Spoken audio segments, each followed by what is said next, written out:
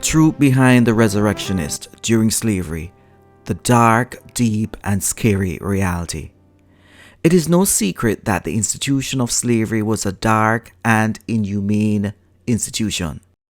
The reality is that enslaved people had a value alive as well as dead.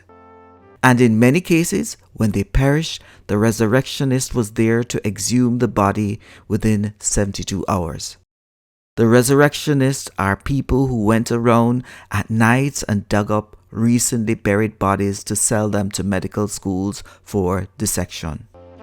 These men took it upon themselves to steal corpses from their final resting place and send them off to medical students. This presentation will reveal aspects that you never knew about the resurrectionist during slavery and post-slavery. Before you watch, please remember to like this video and subscribe to the channel. Now let us look at who is a resurrectionist. A resurrectionist is someone who is paid to steal bodies for dissection. Resurrectionists use various methods to obtain the bodies they needed, such as digging up recently buried bodies at night, buying bodies from the morgues and cemeteries, or acquiring bodies of unclean prisoners. Resurrectionists were often in the same line as body snatchers. Despite the nature of their profession, resurrectionists were often seen as heroes by doctors during this time. From the doctor's perspective, this was the only way possible for getting bodies to learn about the human anatomy. From my position, I can establish that the resurrectionist had an art form. As a matter of fact, this art form also was taking place in England and seemed to have influenced North America at that time. For example, here is a resurrectionist diary outlining his pick up and his drop off.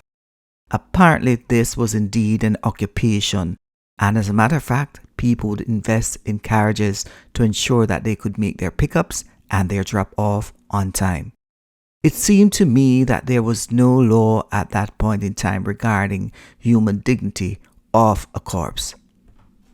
How was the body taken out? The evil deed of the resurrectionist had to be done in the night. I guess who wants to be associated with someone who stole bodies? The nature of this act was stomach-turning. The grave robber would have to create a hole in the head of the grave in order to be able to take off the coffin cover and pull the body out of the coffin. Personal belongings of the deceased was then placed back into the grave, and the grave would be covered up as if no one took any actions there. Things got so bad back then that some families invested in iron coffins.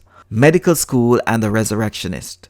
Medical schools in the 1800s used a lot of body parts from recently deceased people to demonstrate the human anatomy during dissection.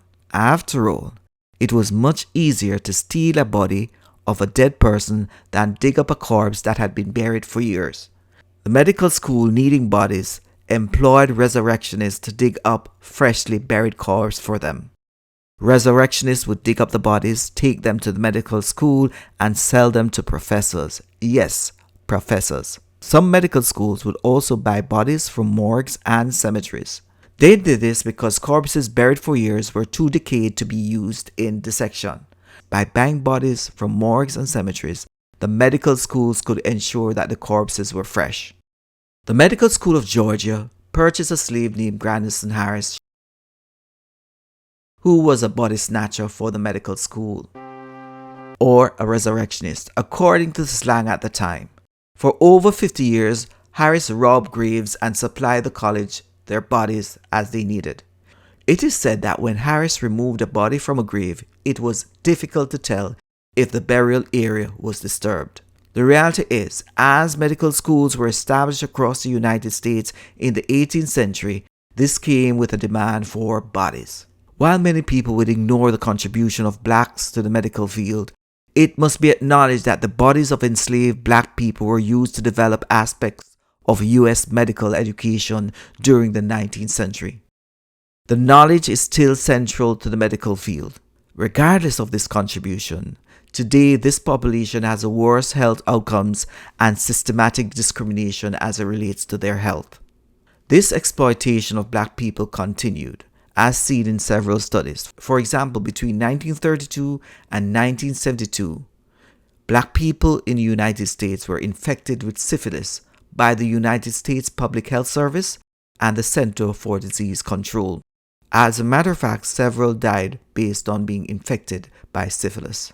That was never treated. Conclusion: medical schools hired resurrectionists to steal the bodies and provide them with corpses because many people would not donate their bodies to science. Today, many black people will not do that too.